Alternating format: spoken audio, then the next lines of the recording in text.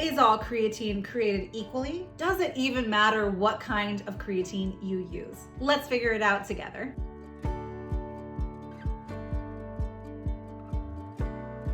Hi, my name is Maya Valenti with Naked Nutrition. I'm a private chef and nutrition coach here to help you better navigate the world of health and wellness. Creatine is by far the most thoroughly researched and widely used supplement out there, and for very good reason, because it works. For all its popularity, it's not really surprising that there are so many forms of creatine available. Not only are there different brands, but companies extract their creatine powder from a variety of sources or even offer it in an assortment of chemical structures. Faced with this array of choices, plenty of fitness enthusiasts simply assume that creatine is creatine and pick up whatever is cheap and convenient. But is this strategy working? Let's start at the beginning to understand a key difference in most creatine powders, one that often goes ignored.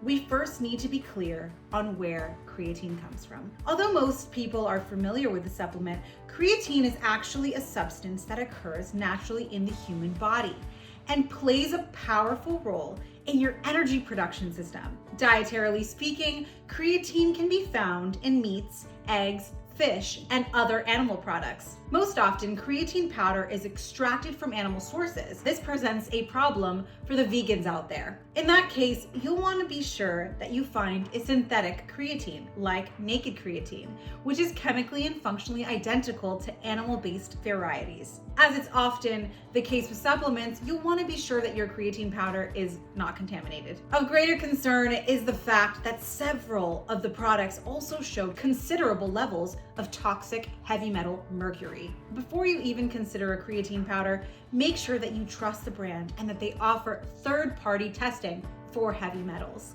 Next, we want to consider all the many forms that creatine comes in, a list that keeps growing. In large part, this has to do with the way that creatine is produced and what other substance it is bonded with. The original form of creatine supplements, however, is creatine monohydrate, the type used in most studies.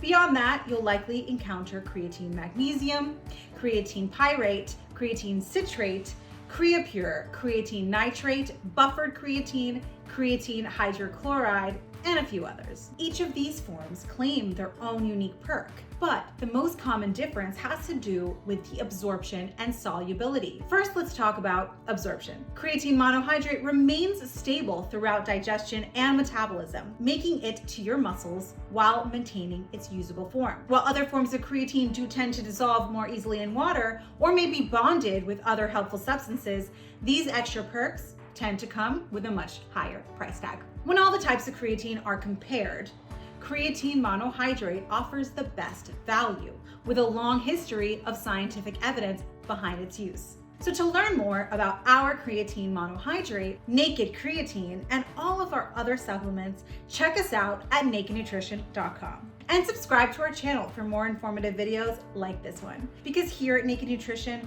we are nutrition with nothing to hide.